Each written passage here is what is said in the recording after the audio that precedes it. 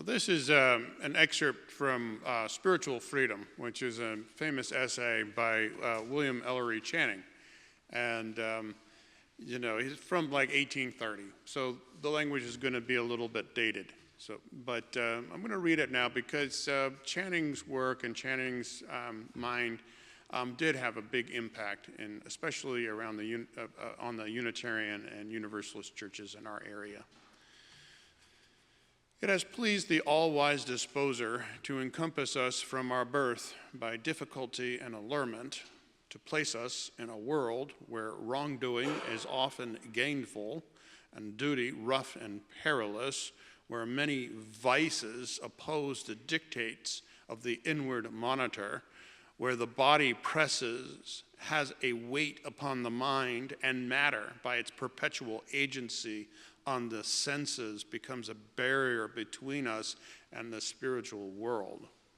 We are in the midst of influences which menace the intellect and heart, and to be free is to withstand and conquer these. I call that mind free which masters the senses, which protects itself against animal appetites, which contemns pleasure and pain in comparison to its own energy, which penetrates beneath the body and recognizes its own reality and greatness, which passes life not in asking what it shall eat or drink, but in hungering and thirsting and seeking after righteousness. I call that mind free, which escapes the bondage of matter, which instead of stopping at the material universe and making it a prison wall, passes beyond it to its author and finds in the radiant signatures which everywhere bears the infinite spirit, helps to its own spiritual enlightenment. I call that mind free, which jealously guards its intellectual rights and powers, which calls no man matter, which does not content itself with passive and hereditary faith, which opens itself to light whensoever it may come, and receives new truth as an angel from heaven, whilst consulting others inquires still more of an oracle within itself, and uses instructions from abroad not to supersede but to quicken and exalt its own energies. I call that mind free, which sets no bounds to its love. I'm going to kind of squish things together a little bit. I call that mind free, which is not passively framed by outward circumstances. I call that mind free, which through confidence in God and the power of virtue has cast all fear but that of wrongdoing, which no menace or peril can enthrall. I call that mind free, which resists the bondage of habit, which does not mechanically repeat itself and copy the past. I call that mind free, which is jealous of its own freedom, which guards itself from being merged with others, which guards its empire over itself as nobler than the empire of the world. In fine, I call that mind free, conscious of its affinity with God and confiding in its promises of Jesus Christ, devotes itself faithfully to the unfolding of all its powers.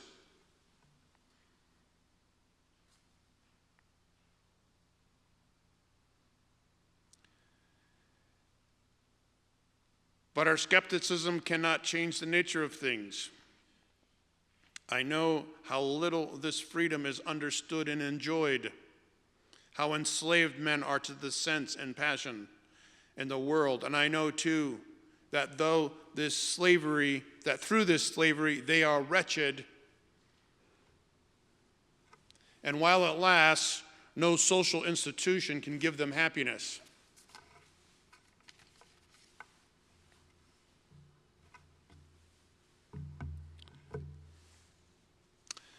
My great aunt, Peggy, on my mother's side, was a Christian Scientist. Raised in Protestant Irish immigrant family, which was subject to a fair amount of trauma, the writings of Mary Baker Eddy set her mind on fire. The notion that the mind, steadfastly situated in Christ, could control matter appealed to her.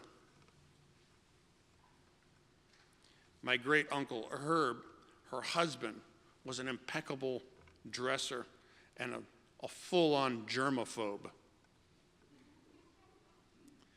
Visiting our home where I was raised as a child, where we also raised chickens and had no running water, and an outhouse was a real stretch for him. He followed us around with hand wipes the whole time he was there. It didn't occur to me until this year that his germophobic mindset may have indeed been inspired by the reality that medical help and real medical doctors were verboten.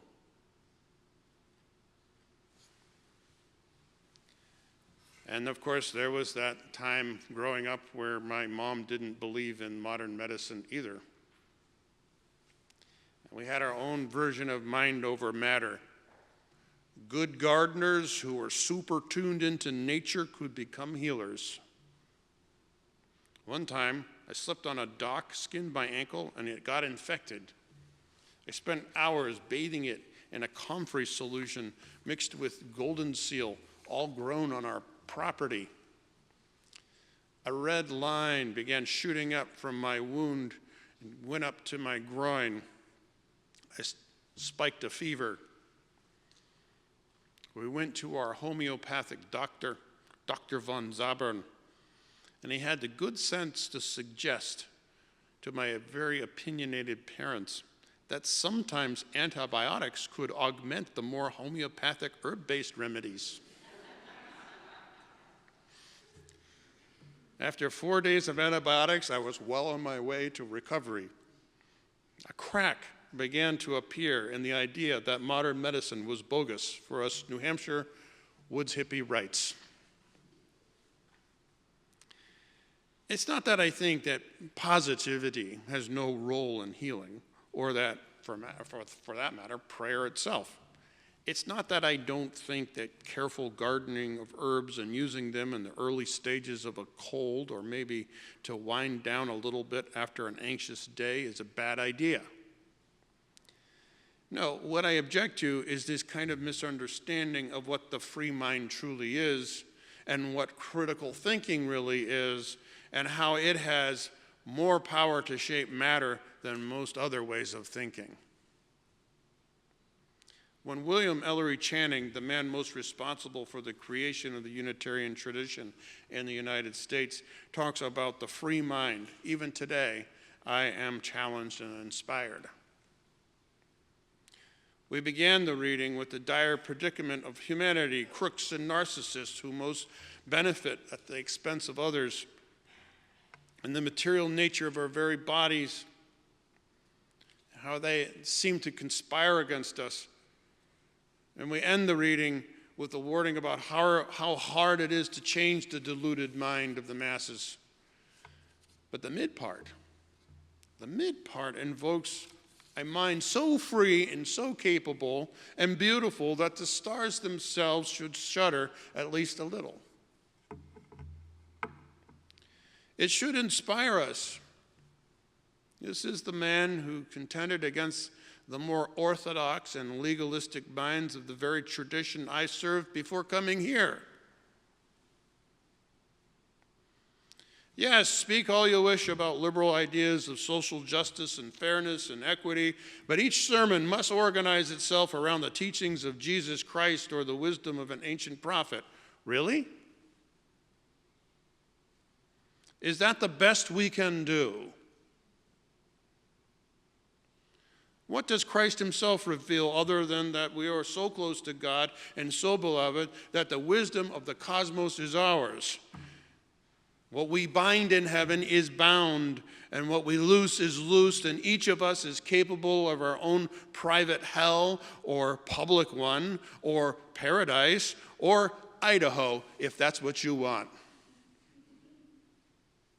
In other words, the mind itself, the mind of every man, woman, or them, is so rich and so strange and so freeing, to seek to confine it would be a crime. Just listen again to his words. I call that mind free. And I inserted a long quote, but we don't have time for that. I call that mind free. I call that mind free.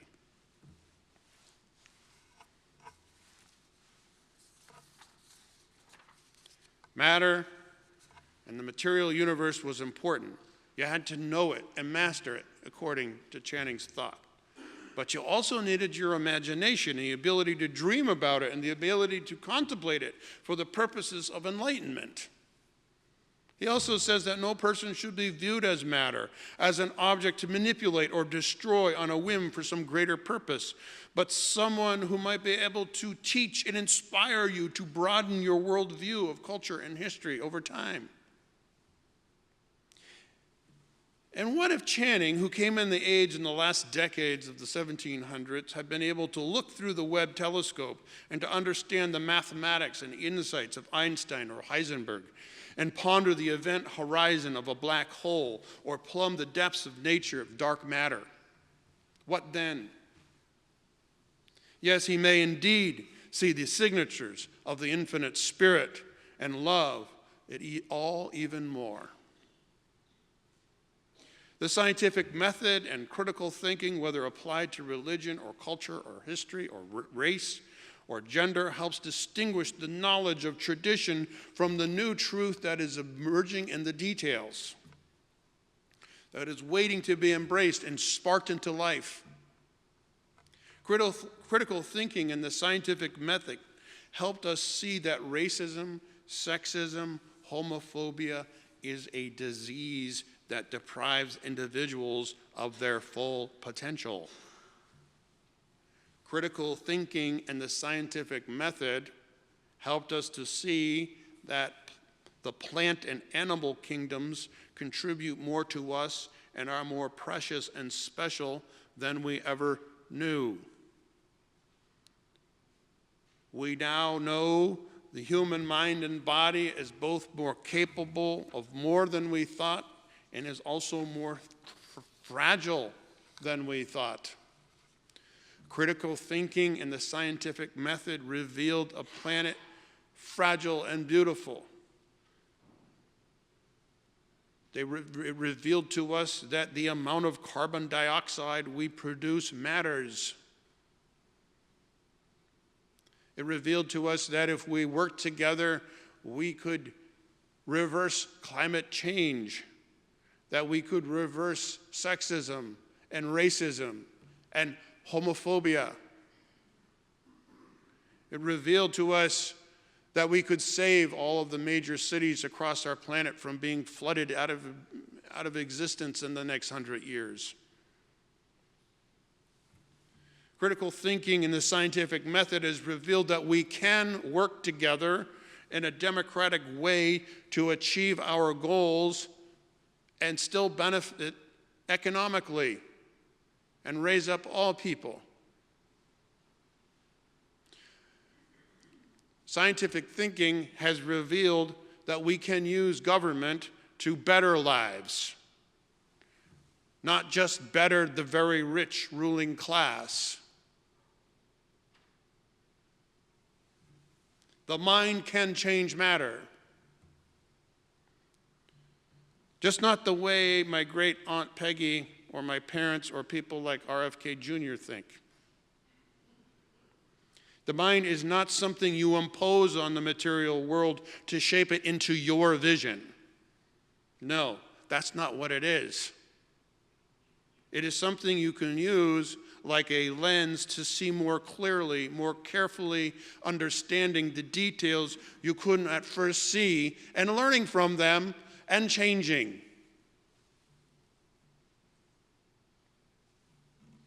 The mind is so beautiful,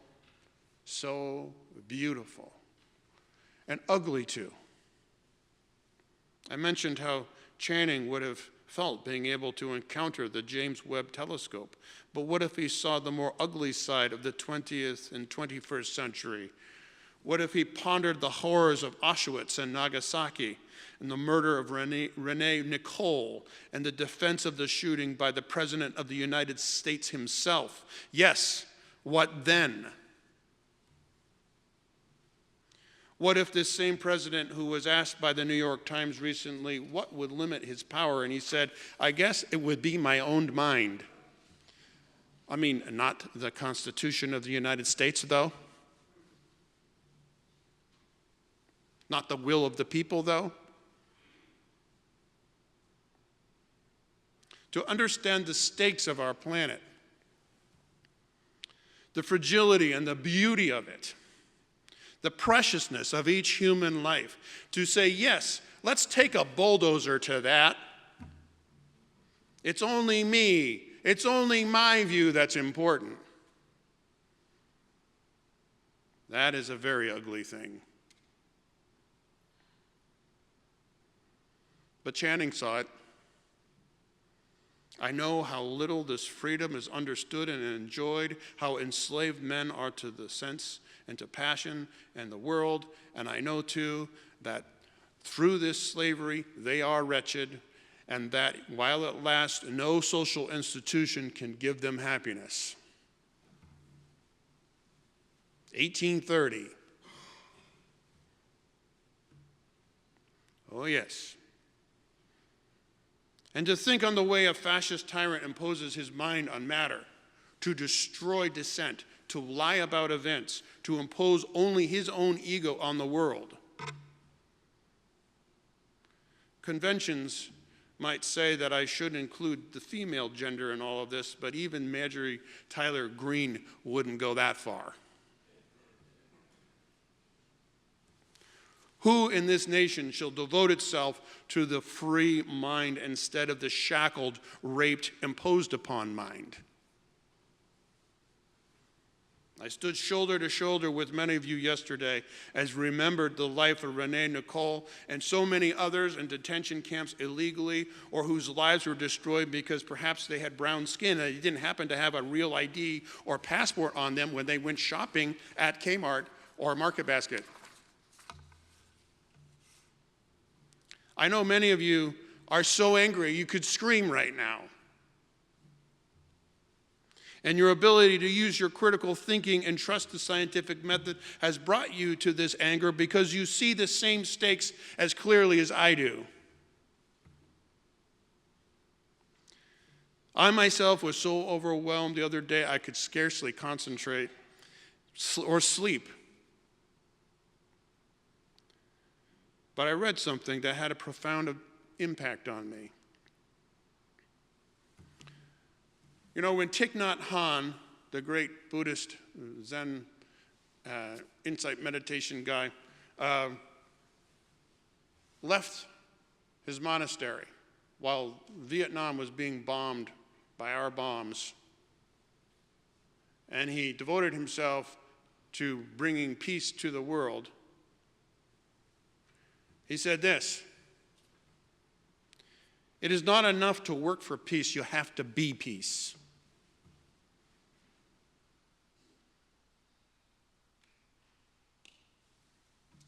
And that's what I'm going to do.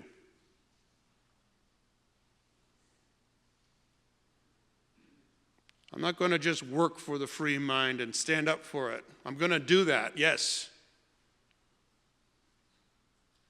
I'm going to be it. I'm going to live it.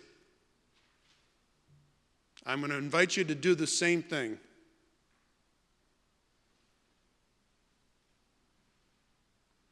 There is a relationship between this mind and this matter and this pursuit of justice.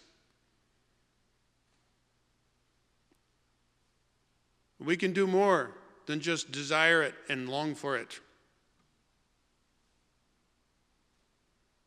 We can become it.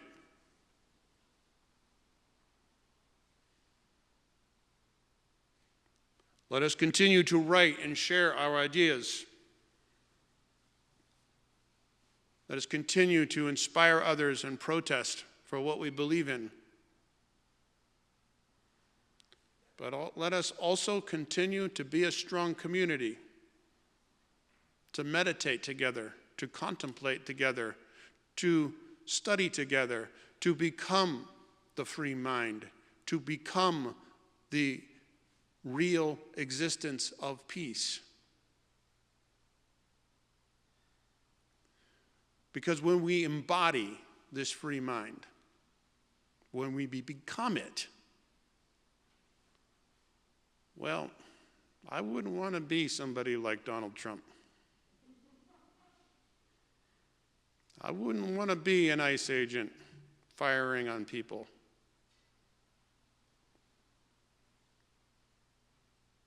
I wouldn't want to be that bulldozer operator